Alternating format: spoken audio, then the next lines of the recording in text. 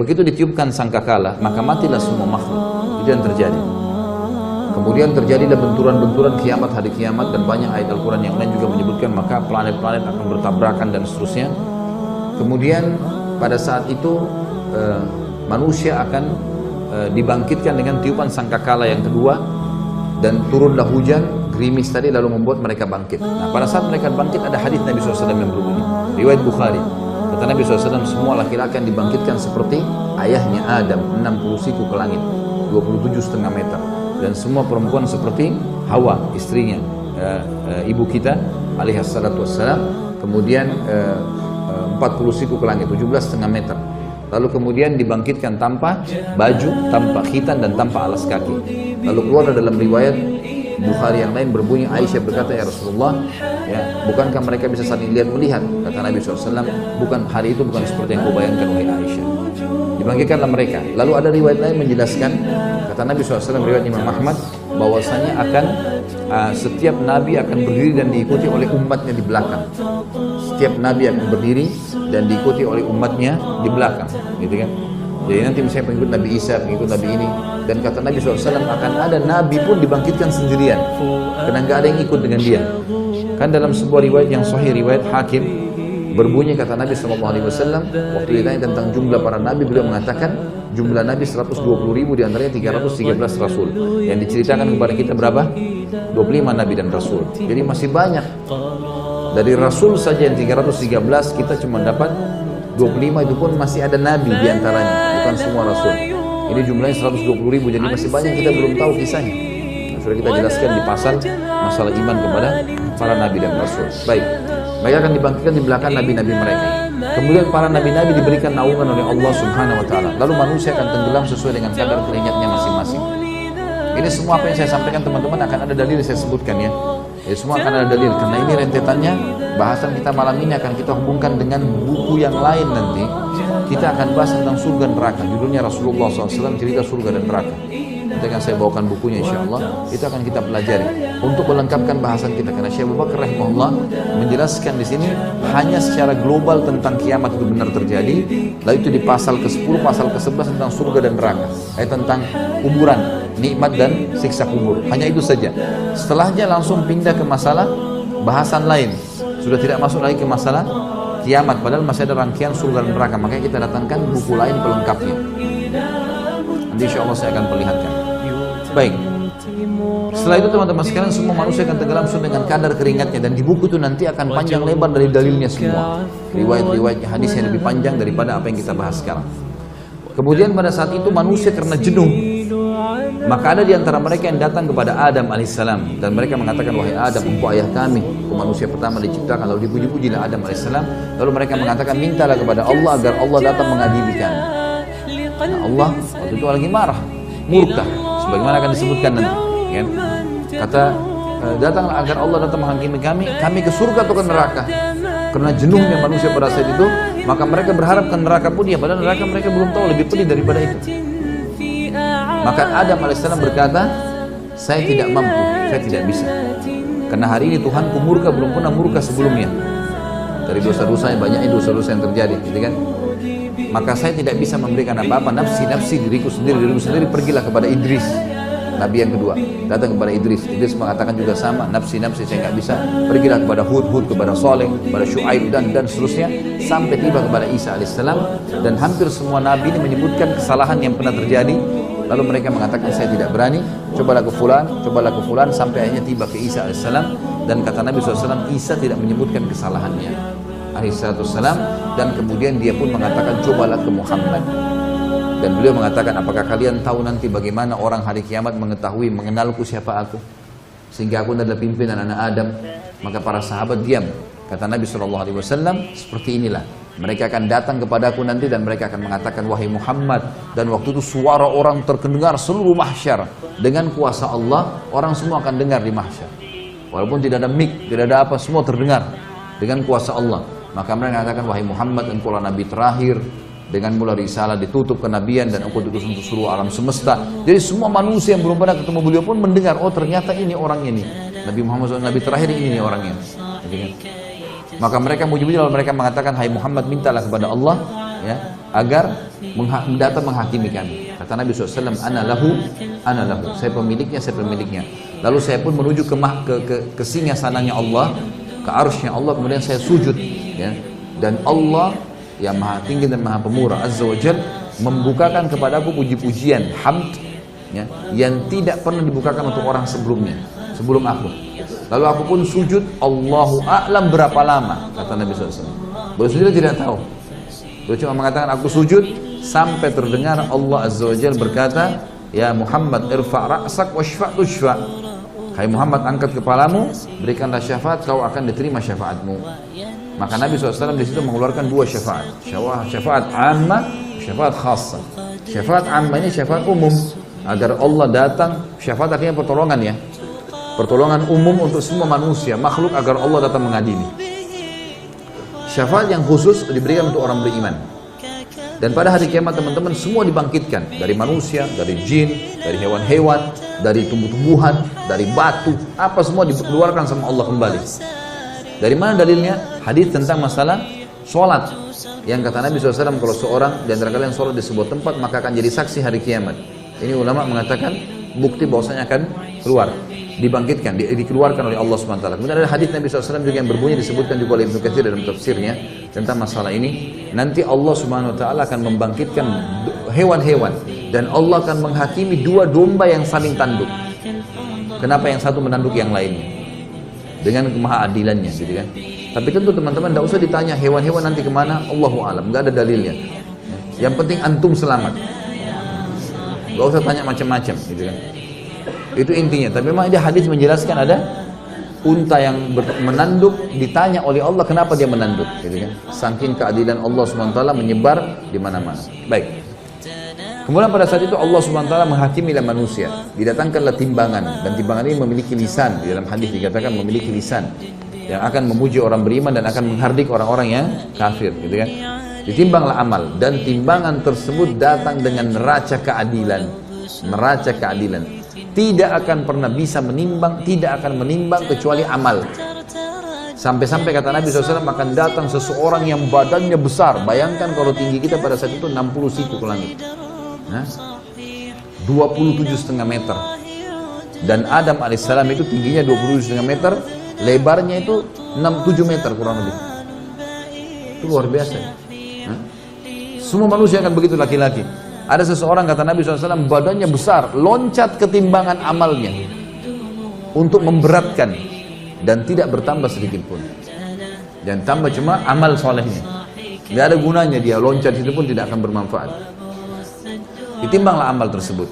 Orang-orang yang memang lolos adalah orang-orang yang disendirikan oleh Allah Subhanahu wa taala. Kemudian orang-orang yang masuk neraka juga dimasukkan neraka, tinggal ditimbang adalah orang-orang yang beriman yang punya dosa.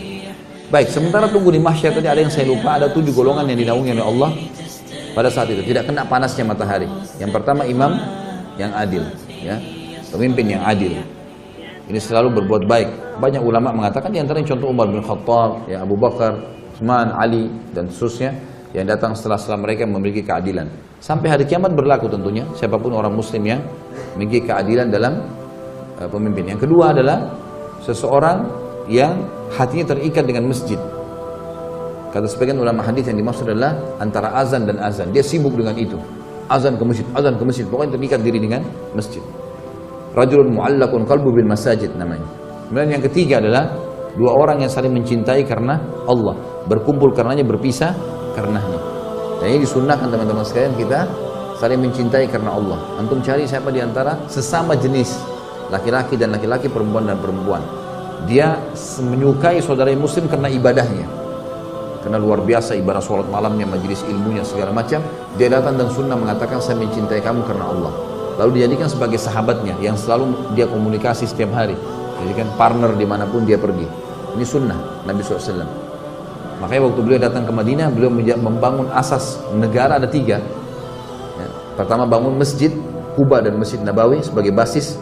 Maka setiap orang yang mau membangun sebuah komunitas muslim harus ada masjidnya dulu.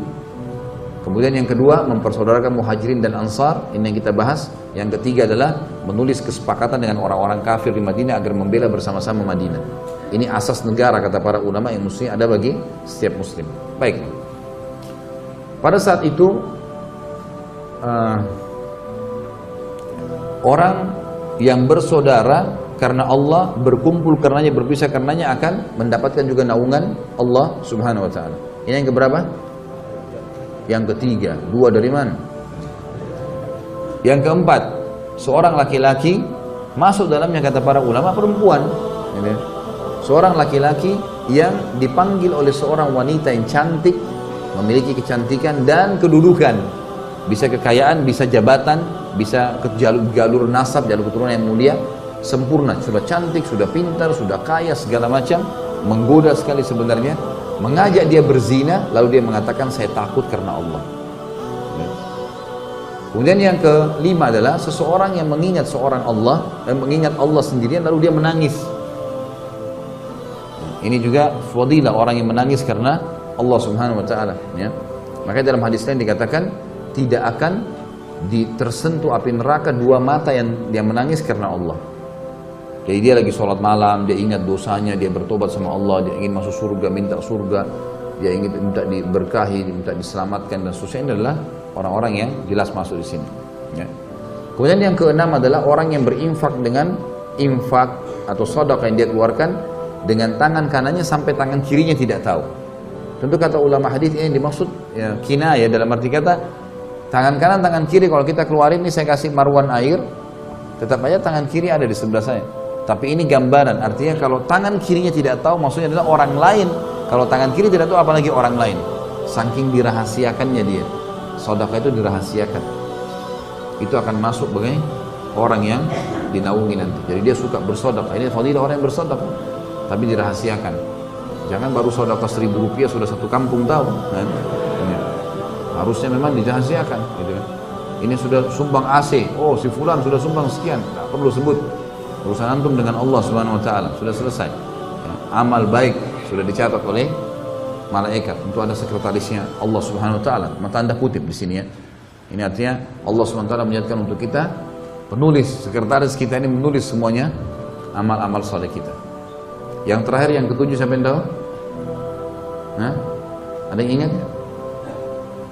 Hah? Pemuda yang tumbuh di jalan ketaatan kepada Allah. Ini sengaja saya terakhirkan teman-teman untuk antum paham. Jadi ternyata anak muda itu kalau dia dalam keadaan ketaatan kepada Allah punya fadilah. Kalau antum pernah melalui masa-masa ada dosa teman-teman sekalian, jangan wariskan ke anak-anak. Biarkan dia tumbuh dalam ketaatan. Kalau kita baru bisa baca Quran di umur 20 tahun, 25 tahun, 30 tahun, teman-teman, anak kita harus hafal Quran di 6 tahun. Target harus berubah. Ini punya fadilah sendiri. Jadi anak muda yang tumbuh dalam ketaatan Allah. Sampai kata Nabi SAW dalam hadis lain, Inna Allah yu'jubu min syabin laysa lahu sabwah. Allah kagum dengan anak muda yang tidak ikuti hawa nafsunya. Allah Azza wa Jalla mencipta kagum dengan orang ini. Dan anak muda, kata ulama, masuk dalam hitungan syariat 40 tahun ke bawah. Ada sebagian menyebutkan 50 tahun ke bawah, itu masuk semuanya dianggap anak muda, masih muda, di kalangan muda gitu. Makanya para nabi-nabi dinobatkan menjadi nabi umur berapa? 40 tahun gitu kan. Puncak-puncaknya Nabi SAW mendapatkan kemenangan di umur 50 sampai 60 tahun. Karena fase kemenangan di mana? Di Madinah, 10 tahun terakhir. Nabi SAW meninggal umur 63 tahun kan. Jadi kalau kita mundur 10 tahun berarti umur 53 tahun tuh fase keemasan. Sampai 63 tahun beliau meninggal dunia. Kalau dalam ilmu tarbiyah disebutkan bahwasanya kejiwaan maksudnya, ya, tapi di dalam agama, pandangan agama ya, itu dibagi fase-fase semangatnya orang per 20 tahun. 20 tahun pertama itu puncaknya fase keemasan. Di situ orang mau punya prestasi. Umur 20 tahun kedua berarti 40 tahun. Itu fase di mana orang mengejar sebuah prestasi. Apa ini? Saya harus jadi apa? Yang ketiga fase 60 tahun. 20 tahun yang ketiga. Ini puncak-puncaknya juga orang mengejar. Biasanya umur-umur 60 tahun itu kalau orang biasa di akademik, dia berusaha mengejar prestasi tertentu. Karya tulis kah, gelar profesor kah, apalah ya. Seperti itulah ya. Jadi dia mau pengen punya prestasi tertentu. Yang jelas teman-teman sekalian, di sini yang terakhir adalah anak muda, dan bersyukurlah kita karena ada pendapat ulama yang mengatakan 50 tahun ke bawah. masih dihitung. Berarti dengan kita menjaga ketaatan pada Allah di umur-umur kita sekarang, insya Allah kita termasuk di dalamnya, gitu kan? Maka ini poin penting teman-teman sekalian. 7 orang ini dapat naungan Allah, di mana naungan tidak ada naungan kecuali naungan Allah pada saat itu. Baik, kita masuk ke masalah timbangan amal. Ditimbanglah amal-amal orang, timbanglah amal-amal orang, dan yang akan ditimbang hanya amal baik dan amal buruk. Yang sempat kita taubat darinya tidak ada timbangan tentunya, tapi tetap tercatat di buku amal kita. Orang pernah zina, orang pernah dusta, dia tahu ini pada saat ini, supaya ada bukti bahwa saya malaikat memang mencatatnya. Makanya Allah SWT pada saat mengatakan, A'udzubillahi minasyaitonir rajim, ma yalfidu min qaulin illa ladaihi raqibun atid. Tidak ada satu huruf pun yang lewat dari mulut mereka, perbuatan mereka, kecuali akan dicatat oleh raqib dan raqibun atid. Raqib atid ini ada yang mengatakan adalah istilah bagi pengawasan, gitu kan. Ada juga yang mengatakan nama malaikat, tapi ini istilah bagi pengawasan, gitu kan. Baik, ini menandakan bahwasanya semua akan tercatat, semua akan tercatat. Tapi yang ditimbang nanti sebagai dosa adalah yang tidak sempat dia taubat. Makanya Nabi SAW mengatakan, saya bertobat kepada Allah sehari 70 sampai 100 kali. Kata sebagian ulama hadis, kalau orang bertobat kepada Allah sehari 100 kali, kalau Allah dengan kemahamurahannya mau memaafkan satu taubat, satu istighfar itu, satu dosa, maka 100 dosa kita bersih. Dan umumnya manusia tidak mengerjakan 100 dosa dalam sehari. Ini pendapat tentunya, ya, pendapat. Maka ini kemuliaan, artinya alhamdulillah Allah mudahkan kita mendapatkan kemudahan memahami seperti ini. Baik. Kemudian setelah itu, setelah di timbangan amal, kalau yang lebih berat walaupun sedikit amalnya, maka akan mendapatkan kelolosan pahala. Maksudnya lolos masuk surga. Baik. Ada sebuah hukum di sini. Kalau seandainya seseorang ditimbang amalnya hari kiamat, lalu dia sudah lolos. Ini ulama mengatakan orang yang sudah lolos dari timbangan amalnya, dia akan diberikan kesempatan memberikan syafaat. Jadi yang dimaksud dengan syafaat mukminin, syafaat orang-orang beriman. Kapan mereka memberikan syafaat? Pada saat timbangan amalnya sudah lolos. Jadi misal seseorang punya 200 pahala, dia punya anggaplah 2000 pahala, dia punya dosa 1000. Sekarang otomatis 2000 dengan 1000 lolos kan? Dia punya berapa lebih? 1000 lebih. Nah, sebagian ulama, saya bilang di sini sebagian, mereka mengatakan bahwasanya orang ini bisa memberikan syafaat 1000 pahala kepada orang yang dia suka. Saudaranya kah, kerabatnya kah, mungkin ada lagi timbang amal butuh 900 dikasih sama dia. Tapi bukan berarti pahalanya dikasih ya. Enggak. Allah dengan kemahamurahannya, karena dia punya lebih 1000, dia boleh memberikan nilai 1000 kepada orang, tapi tidak dikurangi pahala dia. Bukan ini yang dikasih ke dia, enggak. Karena ini nanti akan menentukan derajat di surga. Kita masuk surga dengan rahmat Allah, tapi menentukan derajat di surga adalah amal-amal kita kan. Jadi nilainya, kita ada lebih 1000, Allah kasih. Nah, karena kau punya lebih 1000, kau boleh tolong orang 1000, silakan. 1000 pahala juga. Punya 10.000 ya 10.000, punya 100.000 ya 100.000, punya 1.000.000 ya 1.000.000. Sampai kata Nabi SAW, akan datang nanti seseorang hari kiamat memberikan syafaat sampai seperti satu suku Mudar. Suku Mudar ini suku induknya orang-orang Arab, jumlahnya jutaan orang di bawahnya. Nanti ada satu orang, kata Nabi SAW, hari kiamat ya, akan memberikan syafaat sampai seperti suku Mudar. Saking banyaknya pahalanya dia, ditimbang dosanya sedikit, lolos. Maka dia akan berikan syafaat, si fulan kasih sekian, si fulan kasih sekian, si fulan lolos. Itu juga akan kita ulangi nanti riwayatnya insya Allah pada saat bahas tentang buku Rasulullah SAW cerita surga neraka. Berikut riwayat-riwayatnya di buku mana, siapa yang riwayatkan, nomor hadisnya dan seterusnya. Baik, pada saat itu diberikanlah syafaat-syafaat, pertolongan-pertolongan, dan tidak akan masuk neraka kecuali orang yang betul-betul luar biasa. Beberapa kejadian besar di timbangan adalah diantaranya ada namanya hadis bitaqah. Dalam hadis Bukhari, hadis kartu. Kartu di sini maksudnya adalah bitaqah, bahasa Arab orang bilang kartu, seperti kotak kartu dan seterusnya. Kata Nabi SAW, nanti akan datang seseorang membawa pahala membawa dosa bergulung-gulung. Dosanya banyak sekali. Waktu ditimbang amal solehnya langsung kalah. Lebih berat dosanya. Dia sudah tahu dia akan masuk neraka. Dosanya banyak sekali. Gak mungkin selamat sudah, lebih berat dosanya daripada pahalanya. Maka kata Nabi SAW, Allah berfirman kepada dia, berkata kepada hambanya ini, karena ada hadis yang berbunyi, pada saat kita ditimbang amal teman-teman sekalian, kata Nabi SAW dalam hadis sahih, Tidak ada seorang pun di antara kalian kecuali dia akan berbicara dengan Tuhannya berdua tanpa ada penterjemah. Allah akan bilang, kamu begini, kamu begini, kamu begini. Dengan seluruh bahasa. Allah yang ciptakan semua bahasa. Maka akan diajak ngomong berdua oleh Allah SWT. Kamu begini, kamu begini.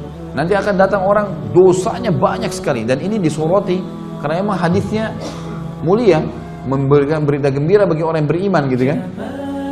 Maka kata Allah SWT, apakah ada amal kamu yang bisa mengalahkan dosamu sebanyak ini? Kata dia, ya Allah, amal apa lagi? Setelah ini semua, nggak ada lagi amal. Ini apa sudah ditimbang? Ini. Kata Allah SWT, coba ingat-ingat. Dia bilang, tidak ada ya Allah, sudah nggak ada. Lalu dikeluarkanlah bitaqah itu, kotak atau kartu tadi. Tertulis, la ilaha illallah. Tidak ada Tuhan yang berhak disembah kecuali Allah, yang dia ikhlas menjaga. Sebagian ulama mengatakan orang ini tidak buat syirik. Tetap dia ahli tauhid, mempertahankan keesaan Allah, tapi dia punya dosa-dosa lain. Mungkin dia berzina, mungkin dia dusta, mungkin. Tapi ini tauhidnya nggak tercoreng. Karena kalau syirik tidak masuk dalam hadis ini. Terbukti dalam surah An-Nisa Allah mengatakan, A'udzubillahi minasyaitonir innallaha la yaghfiru an yushraka bih wa yaghfiru ma duna dzalika liman yasha'. Allah tidak akan mengampuni orang yang berbuat syirik, tapi Allah mengampuni dosa selain daripada syirik. Nah, berarti ini tidak masuk di sini syirik. Berarti dia, kata ulama hadis, dia adalah muwahhid. Orang ini memang mengesahkan Allah. Tidak pernah ke dukun, tidak pernah minta-minta ke kuburan, tidak pernah segala macam. Ini syirik nggak ada. Dia betul-betul murni dosa, tapi dosa yang dia akui sebagai kesalahan. Maka didatangkan lebih bitaqah tersebut, lalu ditimbangan pahalanya, tiba-tiba menjadi lebih berat daripada dosanya, dan semua dosanya akan terlempar. Maka lolos dia masuk dalam surga. Maka dalam sebuah hadis Bukhari Muslim juga pernah Nabi SAW lagi duduk di dalam sebuah kebun, kemudian datang sahabat Nabi Abu Musa al-Asy'ari lalu mengatakan, ya Rasulullah, gitu kan, saya datang untuk menjaga Anda. Kata Nabi SAW, telah sampai kepada saya berita Allah mengatakan, ya, siapapun yang di dalam hatinya sebesar biji sawi, siapa yang mengucapkan la ilaha illallah tulus dari hatinya, dia pasti masuk surga. Maknanya adalah kalau dia masih punya dosa pun, kemudian dia masuk neraka dulu, tetap akan masuk surga. Nanti kita bahas masalah syafaat. Kalau kita bahas surga dan neraka, nanti akan ada orang-orang yang sudah belang-belang di neraka, sudah bolong, sudah hangus, keluar asap, dikeluarkan oleh orang-orang mukmin dan Nabi SAW dari neraka. Kemudian mereka akan dicemplungkan di sungai-sungai yang berada di pintu gerbang surga, lalu mereka tumbuh seperti tumbuhnya tanaman yang masih baru tumbuh, masih lemah sekali. Dan para ahli surga menyemproti mereka dengan menyirami mereka dengan air-air itu. Nanti akan kita bahas insyaallah masalah surga neraka, masalah itu akan keluar mereka.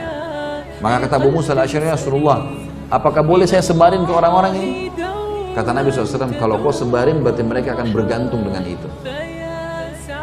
Jadi maknanya di sini memang mentauhidkan Allah penting kan, la ilaha illallah itu kalimat tauhid kan, pengesaan. Tidak ada sekutu bagi Allah, tidak ada Tuhan yang berhak disembah kecuali Allah. Tidak ada sekutu baginya masalah itu. Baik. Setelah itu teman-teman sekalian, setelah semua ditimbang amalnya, orang-orang beriman yang sudah lolos tadi tanpa hisab, orang beriman juga yang sudah lolos dari timbangan ini akan kumpul di Haud. Haud ini adalah kuala Nabi SAW di mahsyar. Kuala Nabi SAW di mahsyar. Kata Nabi SAW, ana faratukum, saya akan dahului kalian ilal Haud, ke Haud. Lalu beliau pun mengatakan, saya akan tunggu dan saya akan melihat satu persatu orang yang lolos di Haud. Mereka akan minum, dan siapapun yang minum dari Haud tidak akan pernah haus selamanya. Yang tidak minum di situ hanya orang kafir, musyrik, orang munafik, dan orang-orang yang dasarnya mukmin tapi banyak dosanya, masuk neraka dulu karena dosanya lebih berat daripada amal solehnya. Maka ini akan pergi. Tentu ada juga orang-orang yang buruk nanti di timbangan amal ya. Orang yang banyak pahalanya, ada sholatnya, ada puasanya, ada zakatnya, ada ini, tapi dia buruk hubungan dengan manusia. Pernah caci maki orang ini, pernah menghina orang ini, pernah mengambil haknya orang ini, tidak pernah minta maaf. Maka orang-orang ini nanti akan datang, kata Nabi SAW, orang yang bangkrut. Apa kalian tahu siapa orang yang bangkrut? Kata para sahabat, ya Rasulullah, yang dirham dinarnya habis. Kata Nabi SAW, tidak. Bangkrut adalah orang yang datang hari kiamat membawa pahala sholat, zakat, puasa, haji, tapi sisi lain pernah caci maki orang ini, pernah pukul orang itu, pernah mengambil haknya orang ini, dan mereka meminta kepada Allah di hari kiamat di timbangan. Ya Allah, orang ini begini, diambilin. Ya Allah, orang ini begini, didatangin semua. Ini dengan keadilan, nggak ada yang bisa tersembunyi, nggak ada sogok-sogokan. Semua kena pada saat itu. Kalau habis pahalanya karena orang nuntut, masih ada yang nuntut, diambil dosa-dosa orang yang menuntut diberikan kepada dia. Maka itu adalah orang yang bangkrut sebenarnya, karena habis semua pahalanya, kemudian juga dosa-dosa orang lain dipikul sama dia.